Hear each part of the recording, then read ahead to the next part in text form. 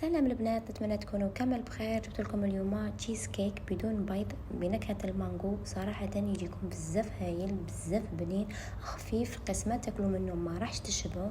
نتمنى انكم تجربوا الوصفه تاع نهار اليوم، وما تنساوش مجمع واحد يجرب الوصفه يخلي لي في التعليق كيف جاتو. نروح على بركه الله لطريقه التحضير. اول حاجه نحضروا الطبقه الاولى اللي هي عباره عن طبقه البسكويت. نجيب كميه من البسكويت نلموها بكميه من الزبده.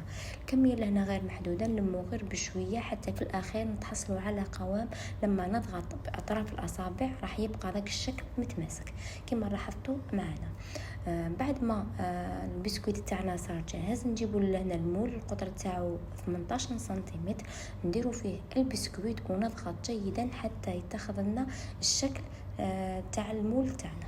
من جهة أخرى نروح نحضروا الكريمة تاعنا اللي هي عبارة عن كريمة المانجو.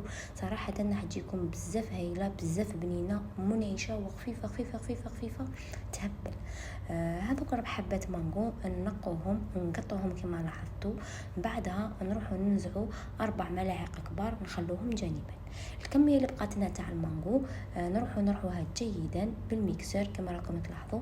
بعدها نروح نضيفوا كأس كبير من غبرة الشونتي، الكاس تاعنا يكون كبير. كذلك نضيف علبة واحدة جبن فيلادلفيا 180 غرام، ونخلط جيدا بالخلاط الكهربائي حتى تطلع عنا الكريمة تاعنا جيدا كما راكم تلاحظوا. صدقوني الكريمة هذه راح تجيكم بزاف بزاف بزاف هايلة وخفيفة خفيفة خفيفة، روعة روعة روعة. بعد ما الكريمه تاعنا صارت جاهزه نخليها تبرد شويه. من جهه اخرى نروح نحضروا صوص المانجو. في مقلاة نجيب كأس من المانجو هذا 4 ملاعق اللي خليتهم جانبا، رحت رحيتهم كذلك وضفت له نصف كأس من الماء، ولا هنا الملعقه تاعي ما عمرتهاش بزاف تاع السكر. اللي يحب الحلاوه بزاف يعمر الملعقه، اللي يحبها شوي شوي الملعقه هذيك ما يعمرهاش بزاف. يخلط جيدا، نخلطه جيدا، نخلو المانجو تاعنا يطيب.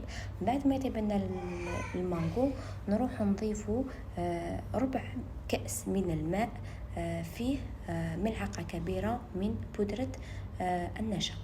نخلط جيدا المحلول تاعنا. بعدها نروح نسكبه ونخلط جيدا حتى تتعقد لي الصوص تاعنا. نخليها تبرد جانبا عفوا. من جهه اخرى نروح نخرجوا المول تاعنا بعد ما كان برد هذاك البسكويت، نروح نضيفوا له الكريمه تاعنا كطبقه ثانيه ونخلوها تبرد جيدا. ضروري انكم تخلوها تبرد على الاقل 4 ساعات. بعد ما تبرد لنا جيدا نروح نضيفوا لها صوص المانجو. بعد ما بردت اكيد نروح نضيفوها كطبقه ثالثه. صراحة الصوص هذه كذلك تجي هايلة هايلة هايلة وبزاف بنينة. بعد ما برد لنا التشيز كيك تاعنا كما راكم تلاحظوا، ننزعوا